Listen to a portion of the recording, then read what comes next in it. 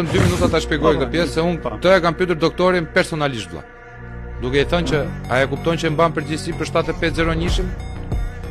Dhe doktori është një politikan që është politikan safi, është pragmatist i tmerrshëm, mund të hedhë çdo lloj njeriu në tokë për të kapur qëllimin e vet brenda politikës dhe jo vetëm. Kështu e kam kuptuar unë nga psikoza e tij, aq kapacitet sa ka mund.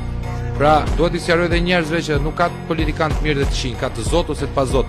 Tani neve shqiptarët kemi kërkuar që zotësit ta shohim kur na e fusin, jo tek ata që ndërtojnë. Kështu që mbi parimet që kanë krijuar shqiptarët, ku shikon një djalë që merret me drogë dhe thotë ky është i Zotit, dhe mua dhe Gentin që jemi duke studiuar akoma, njëri 44, tjetri 32, na quheni budallënj, të vonuar.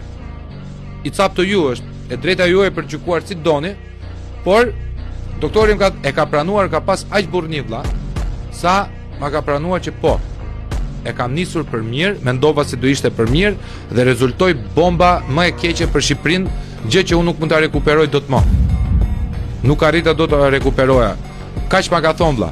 Am ka mashtruar me 95% po. Kush jam unë që të më thojë të vërtetën tash? Jemi realist. Po.